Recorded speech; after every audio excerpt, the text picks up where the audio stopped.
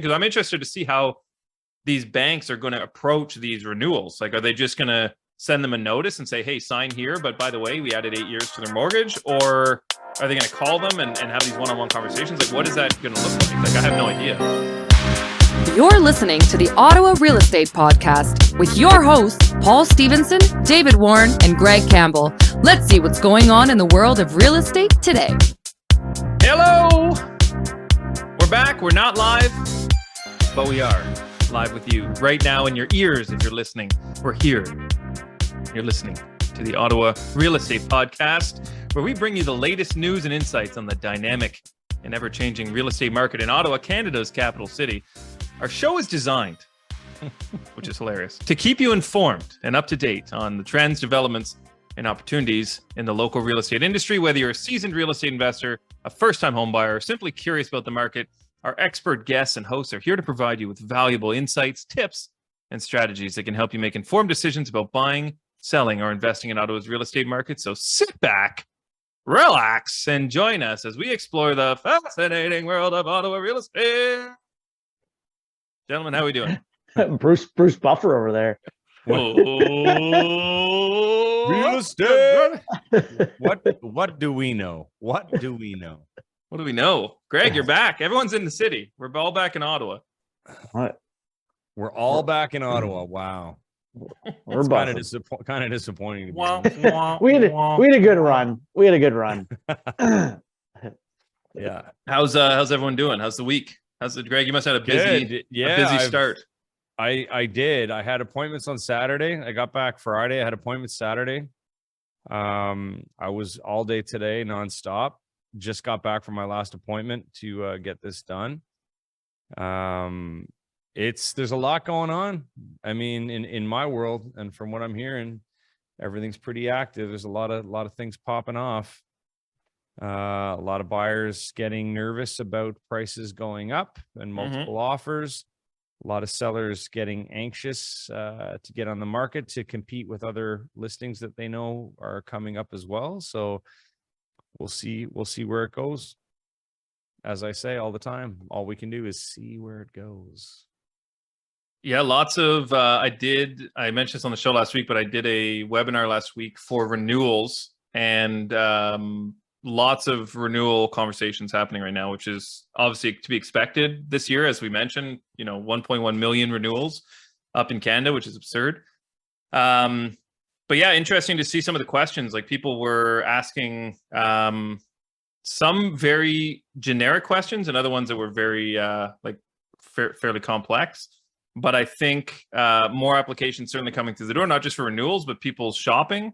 And from what I understand, Greg, I know of at least two of my clients, one of which we share, that, again, lost in a multiple offer situation. One just yesterday, not our client, but another client of mine just lost in a multiple offer situation. So they're still out there. They're still happening. Market's buzzing, it seems. They are happening. And, I've got an interesting comment. Can I speak freely, gentlemen? Go for it. Can I speak freely? I have something I was talking to with a colleague today. I need something to get off my chest. It's the offering on a property just for the sake of offering in a multiple offer scenario. But knowing that you're in a multiple offer scenario and knowing that you're only offering under list with conditions, potentially with a first refusal on it, which means selling your home as a condition to purchasing the home that you're bidding on, and there's two other offers on the table. Now, the problem with that is that, I just want to offer on the property. Just submit the offer for me with my conditions and everything. But the flip side is that you doing that, if there's already two offers on the table and you going to do that, you know what happens? Then the other two offers, if they revise their offers, then the house sells for more than what happens on the next one in the neighborhood that you want to offer on. Automatically, it's going to be listed at whatever closer to the sales price that you bid on prior, and you may have shot up the price by just offering because you wanted to on it. So I thought that was very interesting, because as professionals, we need to kind of, work for our buyers and do what they want us to do. But we also have to be mindful of things like that and let them know that they may be sabotaging themselves for a future purchase. Mm-hmm. Yeah, and I think a lot of that too, like when you're going in for the first time, first time, second time, maybe it's a learning experience. But then when you're talking, maybe third, fourth, fifth time going out for homes, like you said, is it just a matter of they just want to be kind of in the mix, or are they actually trying to, like, there's a certain point where you have to kind of, I guess, no, that should be a question. At what point on your end, Greg, do you say to the client, like, we got to get a bit more aggressive in our offers here? Well, that's the thing. And that's the comment when you have, because there's a lot of people that are still in the mindset that the market is what it was even just a few weeks ago, where you could just offer on a property. I've said it, like there's a lot available, go offer on that property. But if you go offer on that property and there's two other offers on it and your offer is under list, full of conditions, chances are very slim that you're going to get it. Not saying it's impossible. It could happen. But then the problem is, if you lose, you pushed up the price to the two other bidders who were, concerned when you came in with your offer, not knowing that it was under list. But at the same time, that new rule is coming into play, or it's supposed to come into play April 1st, where the transparent bidding can happen. And I think we're going to know more about that officially after the 14th of this month. There's some big changes coming in with Reba. Reba is turning into another thing called Tressa. I'll have more on that later. I don't know enough about it to speak on it, but there's some major changes coming with rules and regs for Ontario real estate. So I know you were saying that you'll get more info on the transparent bidding process, but for those that haven't been listening long enough or don't remember, that was a proposal probably a year and a half ago, when there was all the blind biddings going on and multiple offer situation, that I believe it's the seller will have the option of making it transparent, or all deals or all offers going forward will be transparent. No, it's up to the seller. It's at the seller's discretion. We feel that most sellers are going to want to do it, because if a neighbor does it and then the next neighbor doesn't do it, I think a lot of people may pull back on bidding. They're going to want to only bid on the properties that are transparent, where they can see what they're up against. So anyways, that's to be seen. But that's coming up. New negotiating strategies will be coming up then, because obviously, because obviously from a negotiating and sales perspective, that changes things on strategy for how to effectively win that multiple offer scenario for your client. So it'll be interesting to hear kind of how that unravels or unfolds rather, and then to see how people like strategize. So I was gonna say, for sellers, it'll be very interesting. Like, you might have some people that know their top dog on the street, and they'll just be like, nope, no, we're not doing that. Like, you bid whatever you want, and we'll see where it lands. Well, it becomes tricky, right? It becomes, if you're waiting for offers, and then what happens? Maybe you don't get offers, or you're really low, and then you still don't get what you get, and then it turns into what do? You don't accept it, then you do a relist at the price that you wanted, which was the same thing in blind bidding, and then it just sits. So it's going to be really interesting to see how that pans out. Buyers will just boycott properties without the transparent. I'm not buying. I'm holding. Did you guys? I didn't know this. I missed this while I was away, I guess, because I would have talked about it on the show. But Fair Square closed its doors. Did you guys hear about all that? I did not notice that. So Fair Square, to the listeners, used to be Purple Bricks. Everyone remembers Purple Bricks. Purple Bricks was an alternative brokerage, not a full service brokerage. And Desjardins, the Desjardins group from Quebec, bought it and turned it into Fair Square when the market was hot. And guess what? Fair Square is now closed for good. Well, and then Unreserved being a normal brokerage now. They went from the auction idea and kind of equity raise for that Mhm. business model morphed pretty quickly when the market changed into just a normal brokerage now. And Yeah. Purple Bricks was Grapevine before, was it Yeah. not? Like they Yeah. went through a couple No, changes. Yeah. Grapevine is still around. Is it? Oh. Purple Bricks was Duproprio in Quebec, Mm. and then they came to Ontario as that. Yeah, no, Grapevine is still, that's like the OG of for sale by owner, basically. Yeah. But now I think they do full service as well. But yeah, the unreserved thing, it's very, very interesting. Like I'm just looking at their site right now and it's totally changed. Yeah, Yeah. they say they offer now, transparent information. I heard an ad on the radio actually this morning for unreserved, and it was talking about something about like Canada's favorite pastime, not hockey. It's finding out what your neighbor sold their house for. They're basically saying you can get like unsolicited statistics, I think, and so on their website. Well, Or they're just call Greg Campbell. We were doing listening to the same. We're listening to the same ad, Paul. I know Yeah. exactly what you're talking about. I heard that this morning as well. This must be their push. Yeah. Their push for ads for. Yeah, This is interesting though. I'm on their website right now, and all I'm seeing is BC and Alberta.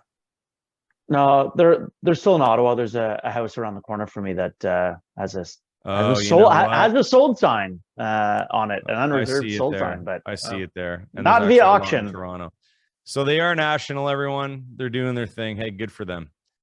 They got their foot in the market and they're maintaining that. So that's cool. Didn't Heels. fold I'd like say they got their fair heels. square. They got their heels in the market. Got their heels. Yeah. Couple things I wanted to quickly touch on. This is all by design, eh? This is the show designed to provide you all this information. Read an article. I know you have an article too, Dave, about the foreign buyers, but I just wanted to touch on something I saw today in Canadian Mortgage Trends talking. It says TD mortgage growth flat in Q1. So I'll just read the first section here. It says, well, some of the big six banks have reported continued strong mortgage growth in the first quarter. TD Bank's mortgage book was basically flat compared to Q4 and up just 4% year over year. For the quarter sequentially, we're basically flat, yada, yada. We see our advisors being quite productive, and we are making some operational enhancements to our processes. They were talking about amortizations for variable rates continue to increase. So, we talked about that, the trigger rate with most of those TD renewals and people that are in TD variable rates are probably coming pretty close to their trigger rate. This is an interesting graph. I don't know if you have it up there, Stephen, but it's saying remaining amortizations for TD residential mortgages. So they have basically a graph like 15 to 20 years, 20 to 25 years, 25 to 30, 30 to 35, and 35 years or more. And then it shows what percentage of mortgages are in those amortizations based on them getting pushed due to the rate increases. And if you look at Q1 2022, 30 to 35 years, 0.3%. This is Q1 2022. 30 to 35 years, 0.3. 25 to 30 years, 29.5%. 20 to 25 years, which is kind of the standard, 40.9%. And then 15 to 20 years, 18.7%. Zero. They had none 35 years or more. Now in Q1 of 2023, 35 years or more, they have 27.4% of mortgages now have 35 years or more as their amortization. 30 to 35 years, 1.9.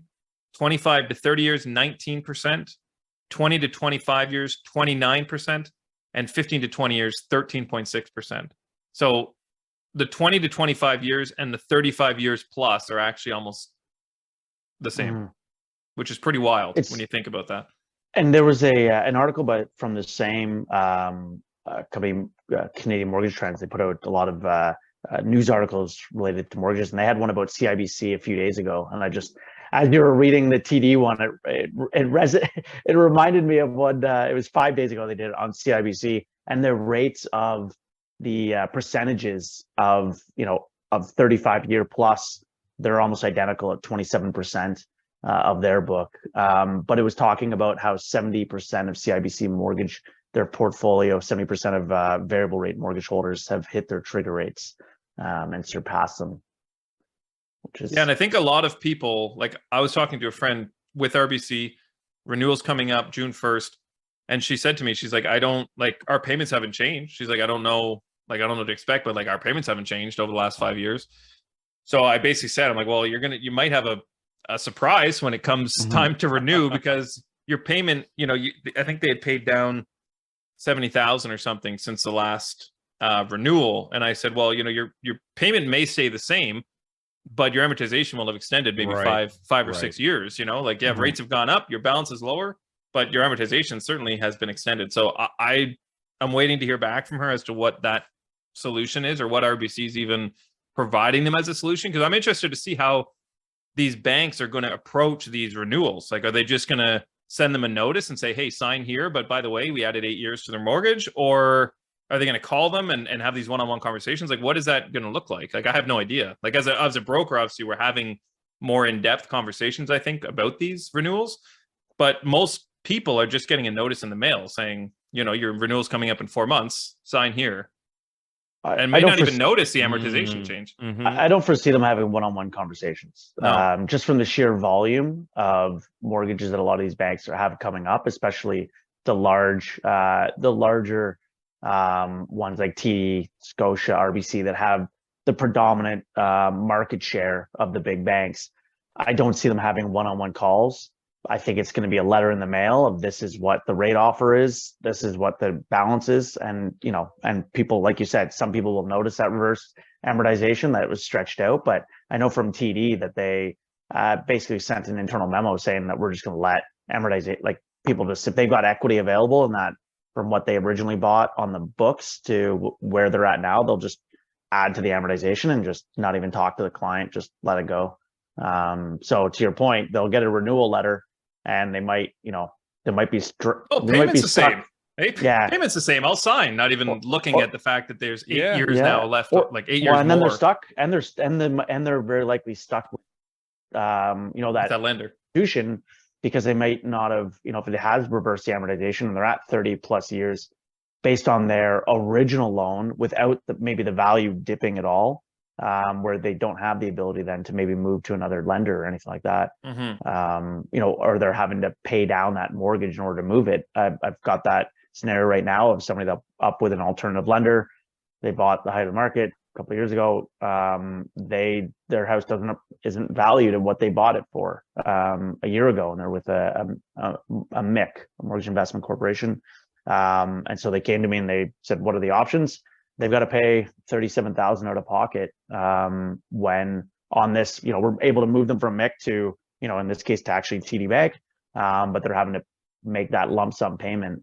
Fortunately, they do have that available. It's basically all of their savings, but it's going to give them in the long run a better rate, and so it still made sense. But I think there's going to be a number of people that are up renewal that are going to be, saddled with whatever that renewal rate is, because they won't have the ability to move.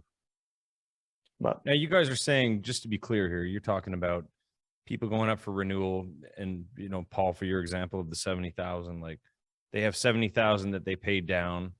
So then their payment may be the same, even though the house they've paid it down $70,000, but with the interest rate, it keeps their payment the same over a higher amortization.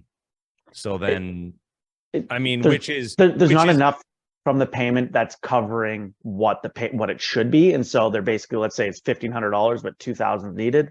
They leave their payment at $1,500, right? And instead of increasing to $2,000, they say, oh well, you have $70,000 in equity. We'll just start chipping away at that $500 that you should be increasing your payment to. We'll just start chipping away at that $70,000, which is what a lot of people want, though, right? They just want out of sight, out of mind. Like, the payment's the same. Like, a lot of people don't really care that much until they go to sell their house in 5 years. Until they go to sell, but it's kind of like when you go to go to buy a new car, right? Like, and they'll even pitch you on it. They'll be like, well, how much can you afford? How much can you afford monthly, right? And then they'll find a wizardly way of making the payment to be exactly what you want. 280, 211. You don't look at the number, right? And I mean, for like I said, for a lot of people, it's just like, you know what, that's great. I'm good. Yeah. They don't really care about it. All they care about is knowing that they're paying this amount for this amount of time. They got a roof over their head. They're paying their $1,500. I do agree. So the banks are smart in terms of playing it like that. But then it becomes an issue for people who are just kind of like, well, wait a minute. Yeah, I think to your point, I think a lot of people are just wanting to keep their payment the same because they expenses are up. They want to weather the storm that's coming. Yeah. As opposed to that obligation. But yeah, I think to Paul's point as well, that it'll be a surprise when they come up for renewal, and and it's not, their balance isn't what they thought it would be, and there's just a lot of people that aren't aware of their ability to increase their payments either.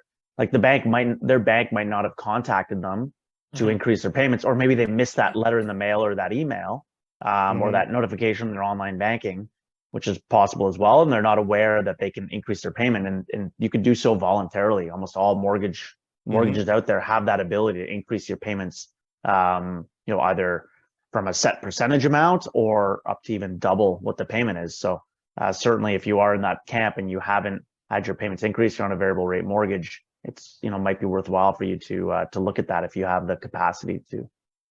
And rate announcement tomorrow. It'll be tomorrow when this comes out. That'll be interesting to see. I've still been very reluctant, or at least being very thorough in my conversations when people are suggesting they go variable, just so that they fully understand like what is happening in the market.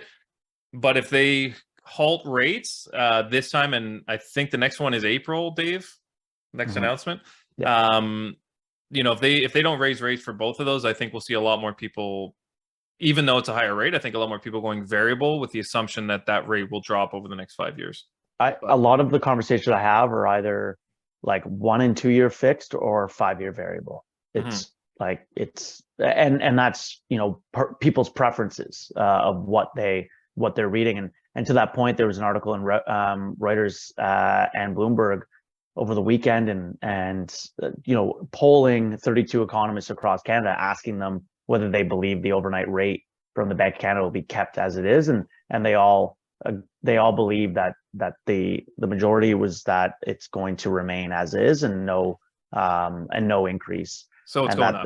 That they'll take a pause. Well, this is the first time it's going up a quarter point. I mean, yeah, it's still. I mean, I don't know that the Bank of Canada knows what they're doing, potentially what they're doing yet, but on that increase, but really, from their signal, even at the last one, was that they're going to take a pause. Tiff McCallum at a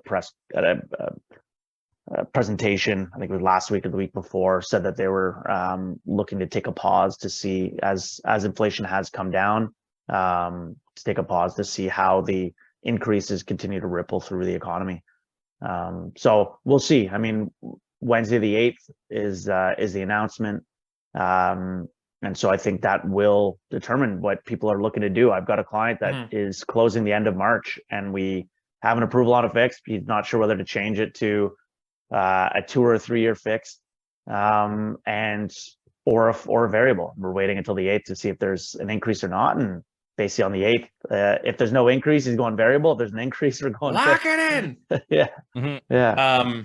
So, Dave, I know you had another article about the foreign buyers, but we do have a question from last week's show from our boy B. Charon. If you want me to, ask that first, or do you want to get into that article first? Yeah. So, Greg, you were talking about new builds, buying new builds, so on. We were talking about builders lowering their prices and so on.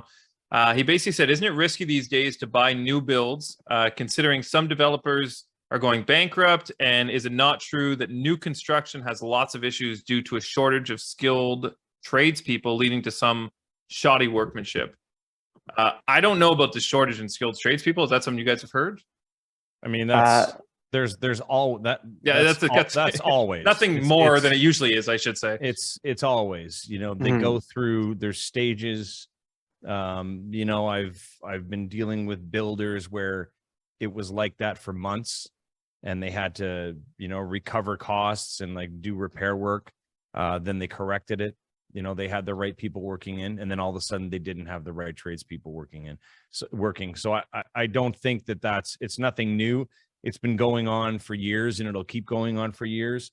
The builders that have the exceptionally skilled tradespeople consistently working with them are smaller builders. You can't, if you're looking at a new build, you are better to spend a little bit more. In my opinion, you're better to spend a little bit more and work with a smaller builder, because their crew is usually much tighter and they're paid well and they work within that sphere and they don't go elsewhere. When you're dealing with the ones that are doing volume expanding into more communities, that's when you're going to have a higher chance of dealing with unskilled tradespeople or a high turnover rate, because they need to have they have their bottom line, and they can't always make it by paying the high price.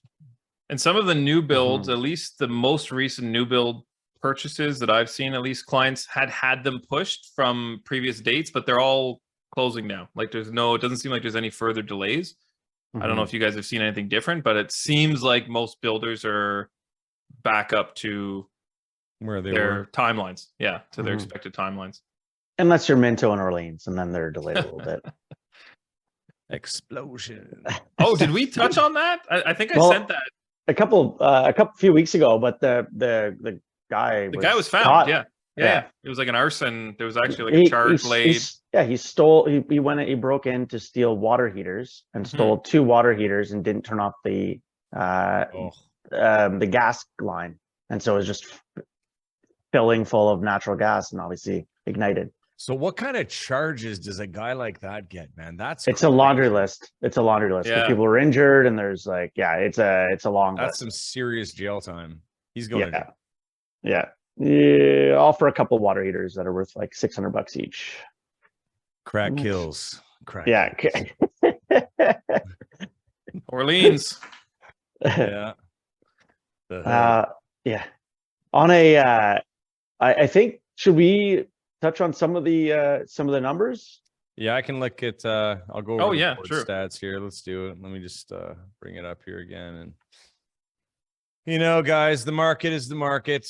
I always say it. Just make sure that you talk to your pros in the neighborhood about the type of property you want to buy before you just look at these numbers and think that this is how everything is in Ottawa. Pull the trigger.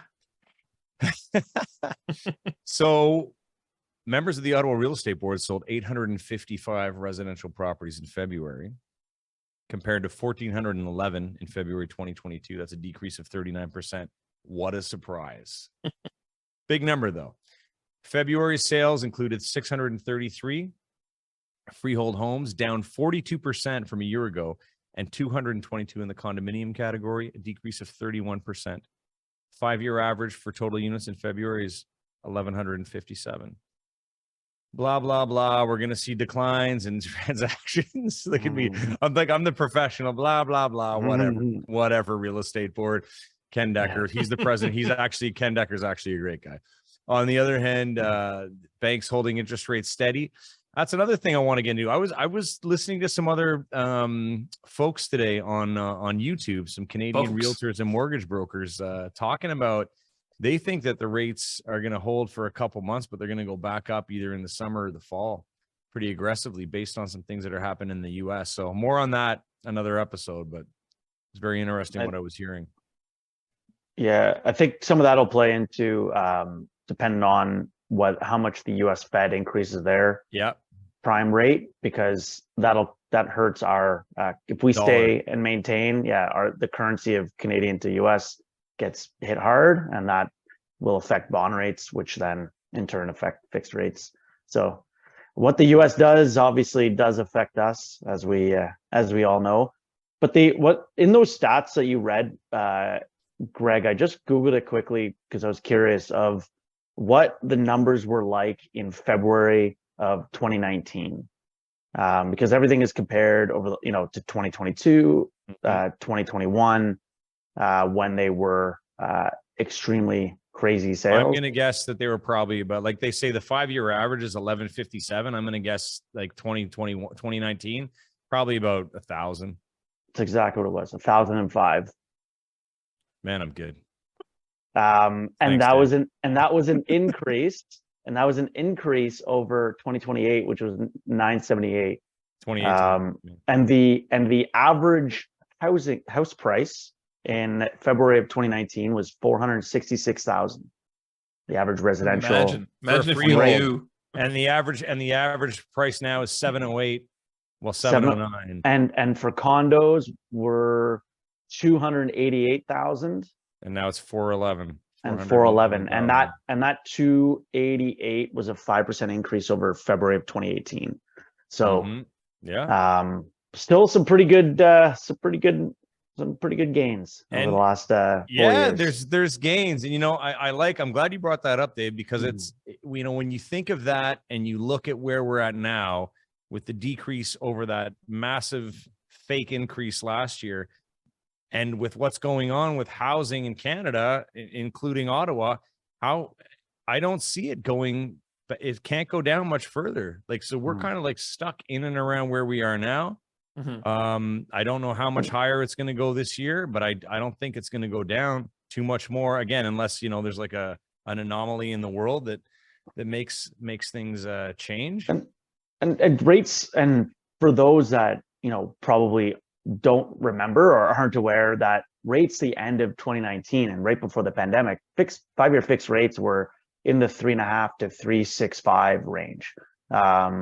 They weren't in the 2s or anything like that. They were mid 3s and mid higher 3s. So for your traditional, bank, and they were still, having gains of 5 and change % over year. But to your point, Greg, of what, depending on what's going on in the market or from a supply standpoint, and it's a great segue into an article that we have before we close out here. I'm just bringing it up here on my side, if I can locate it. It's an article with Benjamin Tal, who is the head economist for CIBC, focuses a lot on the housing sector, and also he speaks and advises not only the Canadian government, but also but many governments around the world, and participates in all those conversations. And he kind of spoke about the foreign buyer ban, and how not just that, and kind of how it has that ripple effect, like we were talking about a few weeks ago, that, at a high level, he says there's, a minimal share of the housing stock it is tied up or bought by foreign buyers, and 2.2% in Ontario and 3.1% in British Columbia. But he states that, but the counter argument is whatever marginal role foreign buyers play, eliminating its impact on home prices is better than nothing. There is nothing to lose. However, it seems like the language surrounding legislation is straightforward, but there's disagreements in what the term residential property, kind of is classified as. Any developed or vacant land that does not contain any habitable dwelling, and that is zoned for residential or mixed use, and also located within a census metropolitan area, it falls under that foreign buyer ban, and non-Canadian, which the Act defines as an entity with 3% or more foreign ownership. Like I mentioned a few weeks ago, that is inhibiting growth, because they say that he even talks about the wording that inadvertently includes most publicly traded REITs in addition to developers. So it's really, there's been a lot of, he talks about the real damage that many commercial real estate deals have been canceled or put on hold, despite the fact they have nothing to do with residential housing. Developers that are partly foreign owned or rely on foreign equity, as in foreign funding, because there's not enough within Canada to help these large developments, cannot proceed with purpose-built developments that, in our view, are the most effective tool to tackle Canada's housing affordability crisis. So he's, put this article out, and we'll certainly put the link in this episode. It'd be full of articles. Yeah, but it's talking about really that the unintended consequence of this act is kind of restricting that housing supply and affordable housing, which, to your point, like as we continue with, unless something changes, from the prices where we're at, that there's not going to be a lot of room for us to go down because of again, like we keep saying, the demand. And even though these numbers, that 855 last month was lower than 2019, and especially lower than the past couple of years, it is really rates that are putting people on the sidelines. But, really the values have not dropped or kind of exploded and tanked like some people were thinking they would, because there is still, reasonable demand that's needed there. And I think this week will be telling of what people's interest is in buying for buyers, depending on what the Bank of Canada does. So anyways, good article by Benjamin Tal. He really is one of the leading economists in Canada, and he does speak really well and relates a lot of the economy things going on in the economy to real estate. So anyways, we'll see if rates don't go up, how many less headlines there are. When it's not doom and gloom, when it's not rates are increasing, hold your babies. It's just like, oh, rates are staying the same. We probably won't see as many headlines. You'll see the mortgage agents posting it, but you're not going to see it on, CBC and CTV, and everyone's not. It's not going to be on. It's the Globe and Mail. It's all planned. They're sitting here like they're not going to increase the rates, and they know they can't because they don't. The market's going to explode. It's going to create. It's just business. People are going to buy homes. Everything's going to be great, and then all of a sudden they're going to put the brakes on. They want a spring market. We all want a busy spring market. They want to show that they care about Canadians buying homes, so they're going to keep it low. Keep it low for a little while. How low can you go? How low can you go? Zero. Meaning moving none. Does that even make sense? Do I even make sense? It's nighttime. We're recording this at night. We're going on 10 p.m. here, folks. The brains are a little long Monday. Good show though. I think this was very informative for me, and I hope for the listeners as well. Well, I think we've talked listeners' ear off enough. Maybe we should slide into the mood boost. I got 4. I like it. Number 1, they're okay. I'd say 2 are good, 2 are tolerable. Number 1, what do you call a mobster who's buried in cement? A hardened criminal. Hardened criminal. Number 2, big classical music guy, as you guys know. Oh yeah, huge. You're a huge classical music guy, big Beethoven guy. Yeah. Number 2, why did Beethoven get rid of his chickens? All they said was buck, buck, buck. Wow. I also love that I threw a Beethoven without knowing what the joke was. That was perfect. Reading minds. I sacrificed my whole reputation with these jokes, just so you know, to just embarrass myself for everyone's pleasure. Number 3, did you hear about the shepherd who drove his sheep through town? He was given a ticket for making a U-turn. Making a U-turn. And last but not least, my favorite, number 4. What do you call a hippie's wife? Mississippi.